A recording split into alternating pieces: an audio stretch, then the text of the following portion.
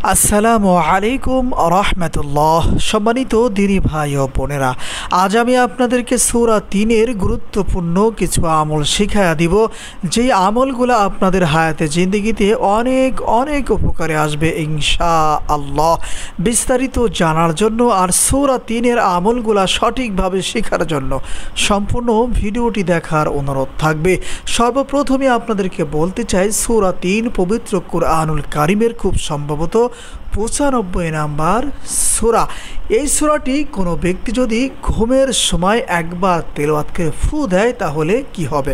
সম্মানিত দিনী ভাই ও বোনেরা, সর্বপ্রথমে আপনাদেরকে এই আমলটা শিখাই দিই, এরপরে বলে দিব এই আমলটা করলে অথবা সূরা ৩ একবার তেলাওয়াত করে ফু দিলে কি হয়।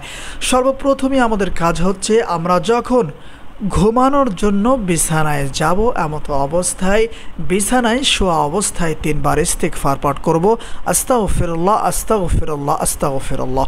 এরপরে যে কোনো দুরূদ শরীফ পাঠ করব ৩ বার, সাল্লাল্লাহু আলাইহি ওয়াসাল্লাম সাল্লাল্লাহু আলাইহি ওয়াসাল্লাম সাল্লাল্লাহু আলাইহি ওয়াসাল্লাম। এরপরে কষ্ট করে মাত্র একবার সূরা ৩ তেলাওয়াত করবেন, যেমন বিসমিল্লাহির রহমানির রহিম والتين والزيتون وطور سينين وهذا البلد الأمين لقد خلقنا الإنسان في أحسن تقويم ثم رددناه أسفل سافلين إلا الذين آمنوا وعملوا الصالحات فلهم أجر غير ممنون فما يكذبك بعد بالدين أليس الله بأحكم الحاكمين।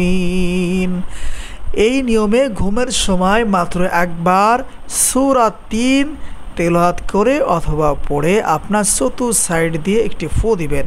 মানে আপনি যেই বিছানায় ঘুমায় আছেন, যেই ঘরে ঘুমায় আছেন, সেই ঘরের মধ্যে একটি ফু দিবেন, যেমন এভাবে করে একটি ফু দিবেন। এরপরে একবার যে কোনো দুরূদ শরীফ পাঠ করবেন। সম্মানিত দিনী ভাই ও বোনেরা, আপনারা যদি কষ্ট করে ঘুমের সময় মাত্র একবার সূরা ৩ তিলাওয়াত করে ফু দিতে পারেন, আল্লাহ সুবহানাহু ওয়া তাআলা এই বরকতময় সূরার ওসিলায় আপনার ঘরে অগণিত বরকত নাজিল করবেন। সুবহানাল্লাহ। শুধু তাই নয়, এই সূরাটি একবার তেলাওয়াত করে যে আপনি ফু দিয়েছেন, এর বরকতে অথবা এর ওসিলায় আল্লাহ সুবহানাহু ওয়া তাআলা সকল প্রকার বিষাক্ত প্রাণী থেকে আপনাকে হেফাজত করবেন ইনশাআল্লাহ। যত প্রকার বালা মুসিবত আছে, সকল বিপদ আফত থেকে, বিষাক্ত প্রাণী থেকে, সাপ বিচ্ছুর কামড় থেকে আপনাকে হেফাজত করবেন। সম্মানিত দিনী ভাই ও বোনেরা, এবার আপনাদেরকে শিখাইয়া দিব সূরা ৩ ৭ বার তেলাওয়াত করলে কি হয়। সর্বপ্রথমে আপনাদেরকে এই আমলটা শেখাতে চাই।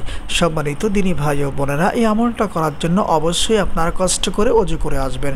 যদি সম্ভব হয় ২ রাকাত নফল নামাজ পড়ে নেওয়ার চেষ্টা করবেন।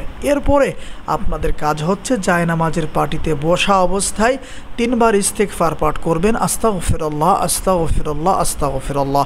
এরপরে ৩ বার যে কোনো দুরূদ শরীফ পাঠ করবেন, যেমন সাল্লাল্লাহু আলাইহি ওয়াসাল্লাম সাল্লাল্লাহু আলাইহি ওয়াসাল্লাম সাল্লাল্লাহু আলাইহি ওয়াসাল্লাম।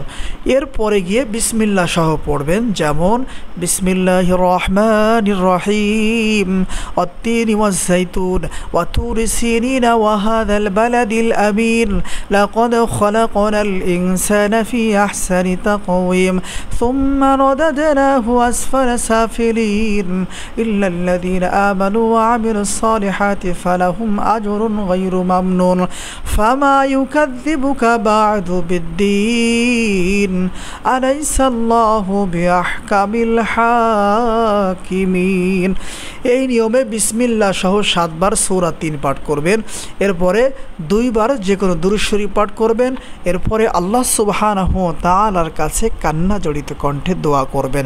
সম্মানিত দিনী ভাই ও বোনেরা, আপনারা যদি কষ্ট করে এই আমলটা করতে পারেন, আল্লাহ সুবহানাহু ওয়া তাআলা আপনাদের মনের যে কোনো নেক আশা পূরণ করবেন ইনশাআল্লাহ। নাম্বার ৩, সূরা ৩ বার করে তেলাওয়াত করলে কি হয়। সম্মানিত দিনী ভাই ও বোনেরা, সর্বপ্রথমে আপনাদেরকে এই আমলটা শেখাতে চাই, এরপরে বলে দিচ্ছি এই আমলটা করলে কি হবে অথবা কি উপকার পেতে পারেন। এই আমলটা অবশ্যই ফজরের নামাজের পরে করে নেওয়ার চেষ্টা করবেন। ধরে নিন আমি এই মুহূর্তে ফজরের নামাজ আদায় করে নামাজের পাটিতে বসে আছি, এমত অবস্থায় আমাদের কাজ হচ্ছে 3 বার ইস্তেগফার পাঠ করা। যে কোনো ইস্তেগফার পাঠ করলেই হয়ে যাবে। এরপরে 3 বার যে কোনো দুরূদ শরীফ পাঠ করবেন, যেমন সাল্লাল্লাহু আলাইহি ওয়াসাল্লাম, সাল্লাল্লাহু আলাইহি ওয়াসাল্লাম, সাল্লাল্লাহু আলাইহি ওয়াসাল্লাম। আপনারা অন্য কোনো দুরূদ শরীফও পড়তে পারবেন, কোনো সমস্যা নেই।